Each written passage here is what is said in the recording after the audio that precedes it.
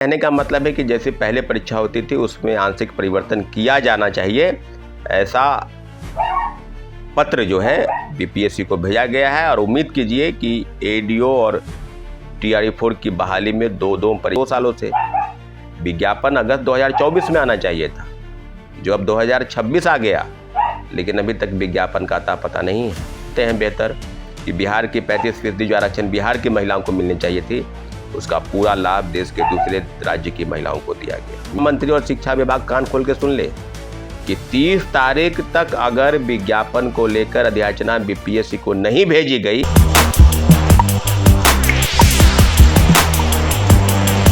नमस्ते नमस्कार जय हिंद साथियों।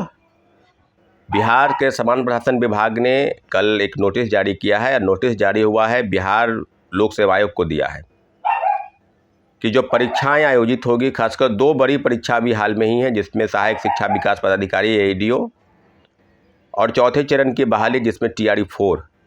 इस बहाली में प्रीलिम्स और मेंस, या तो प्रीलिम्स या मेंस, प्रीलिम्स मेंस, यानी कहने का मतलब है कि जैसे पहले परीक्षा होती थी उसमें आंशिक परिवर्तन किया जाना चाहिए, ऐसा पत्र जो है बीपीएससी को भेजा गया है। और उम्मीद कीजिए कि एडीओ और टीआरई-4 की बहाली में दो परीक्षाएं होगी, जैसा कि अभ्यर्थियों को बिल्कुल स्वीकार नहीं था जब एक फेज में परीक्षा होती थी टीआरई-1 से टीआरई-3 तक। तो आपने कौन सा ऐसा तीर मार लिया कि पेपर लीक नहीं हुआ? टीआरई-2 के पेपर लीक हुए, टीआरई-3 के पेपर लीक हुए, और आज पुनः कह रहे हैं कि हम पेपर लीक और धांधली सेटिंग रोकने के लिए 2 शिफ्ट में 2 बार परीक्षा कराएंगे, प्रीलिम्स और मेंस। वही शिक्षा मंत्री कह रहे हैं कि हम बेहतर शिक्षक बनाएंगे। इसका मतलब तो हो गया कि भाई टीआरई-1 से टीआरई-3 तक बड़े पैमाने पर फर्जी शिक्षक बहाल हैं। अब प्रीलिम्स और मेंस जो देंगे वो बेहतर शिक्षक बनेंगे। सवाल वहाँ नहीं है, सवाल है कि जो अभ्यर्थियों को गुमराह किया गया, जिस प्रकार से अभ्यर्थियों की मानसिक स्थिति के साथ खेलने का प्रयास हुआ, वो बिहार का शिक्षा विभाग, शिक्षा मंत्री, पूर्व की शिक्षा मंत्री, वर्तमान शिक्षा मंत्री, सबने मिलकर किया। 1,20,000 पद की बात कहते कहते 46,000 पर आ गई। सारे रोस्टर के काम पूरे हुए, बीपीएससी को अधियाचना भेजी गई और बीपीएससी ने टेक्निकल फॉल्ट बताकर उसको दोबारा शिक्षा विभाग को वापस भेज दिया। तो रोस्टर का खेल बहुत दिनों से चल रहा था, लगभग 1.5-2 सालों से। विज्ञापन अगस्त 2024 में आना चाहिए था, जो अब 2026 आ गया, लेकिन अभी तक विज्ञापन का अता पता नहीं है। और कई परिवर्तन किए गए, कई प्रयोग किए गए। डोमिसाइल पहले लागू था, उसको हटाया गया, खोला गया, पूरे देश के विद्यार्थियों को, अभ्यर्थियों को बिहार में आमंत्रित किया गया। सारी चीज़ें हुई ना भाई। महिला आरक्षण का साथ कौन सा खेल हुआ ये आप जानते हैं बेहतर, कि बिहार की 35% जो आरक्षण बिहार की महिलाओं को मिलनी चाहिए थी, उसका पूरा लाभ देश के दूसरे राज्य की महिलाओं को दिया गया, मिला। तो आनंद फानंद में क्रेडिट लेने की होड़ थी भाई। और आज फिर से परिवर्तन किया गया कि प्रीलिम्स और मेंस आपको देना होगा। ये विडंबना है कि विज्ञापन की मांग करते करते प्रयोग पर प्रयोग, प्रयोग दर प्रयोग होते रहे।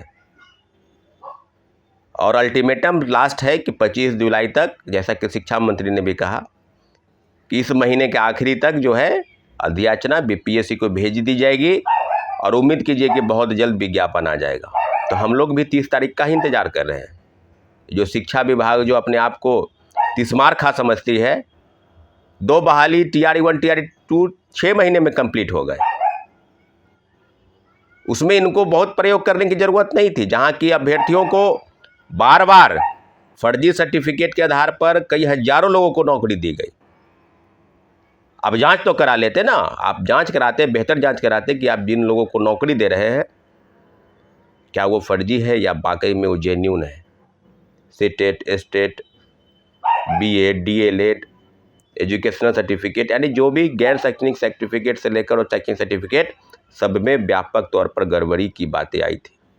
लेकिन आनंद फानंद में सरकार ने बहाली की और पूरा खामियाजा जो मेरिटधारी स्टूडेंट है उनको भुगतना पड़ा। और आज पुनः कह रहे हैं कि हम जो है ये बात करने जा रहे हैं। तो 30 तक शिक्षा मंत्री और शिक्षा विभाग कान खोल के सुन ले कि 30 तारीख तक अगर विज्ञापन को लेकर अधियाचना बीपीएससी को नहीं भेजी गई, तो जिस प्रकार से बिहार कर्मचारी चयन आयोग के दफ्तर में ताला लगा था, उसी प्रकार से शिक्षा विभाग में भी ताला लगाने का काम होगा, क्योंकि आप अभ्यर्थियों को गुमराह करते हैं। 1,20,000 पद की बहाली कहते कहते 40,000 पर आ गया, और आप कहते हैं कि प्रीलिम्स और मेंस दीजिए। बहाली कितनी बता रहे हैं? 20,000, और प्रीलिम्स और मेंस दीजिए आप, क्योंकि आपको बेहतर शिक्षक बनाना है। तो पहले फर्जी बहाली किए, उसका डाटा नहीं है आपके पास है। आप तो अभी हाल में ही बताए कि नियोजन प्रणाली के तहत 3,000 फर्जी। 3,000 ही क्यों, अगर जांच कराते तो 30,000 हो जाता। वो बेहतर जांच तो कराइए। मैं बार बार कह रहा हूं कि TRE 1 से लेकर TRE 3 तक बड़े पैमाने पर फर्जी शिक्षकों की इस राज्य में बहाली हुई है, और प्रयोग दर प्रयोग जो हुआ है वो बिहार के अभ्यर्थियों के लिए हुआ है। डोमिसाइल नीति लागू था, हटाया गया, और डोमिसाइल नीति हटा तो बड़े पैमाने पर दूसरे राज्य के अभ्यर्थी बिहार में शिक्षक बन गए, और डोमिसाइल नीति के लिए लंबी लड़ाई लड़ी गई। और जब पुनः डोमिसाइल नीति सरकार ने लागू किया आंदोलन के बाद, तो बहाली 46,000 कहते 1,20,000 कहते कहते 20,000 पर आ गई। 85% स्थानीय आरक्षण बिहार के लोगों को मिलना है, तो उसका लाभ आप देना नहीं चाहते हैं। इसमें कोई शक नहीं कि शिक्षा विभाग और BPSC जिस प्रकार से काम कर रही है, तो बिल्कुल बिहार के अभ्यर्थियों के हित में नहीं है। इसलिए 30 तक अभ्यर्थियों को इंतजार है, शिक्षक अभ्यर्थियों को।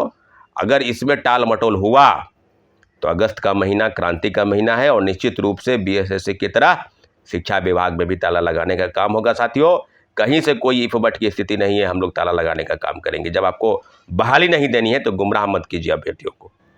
बार बार आपसे आग्रह किया जा रहा है, बार बार आपसे निवेदन किया जा रहा है कि आप बहाली दीजिए। आपने जो वादा किया उस वादे पर खरे उतरिए। लेकिन इन लोगों ने खाली गुमराह किया, वैकेंसी के नाम पर लोगों का वोट लिया, और जब बिहार के अभ्यर्थियों की बारी आई तो बहाली 1,20,000 कहते कहते 20,000 पर ला दिए।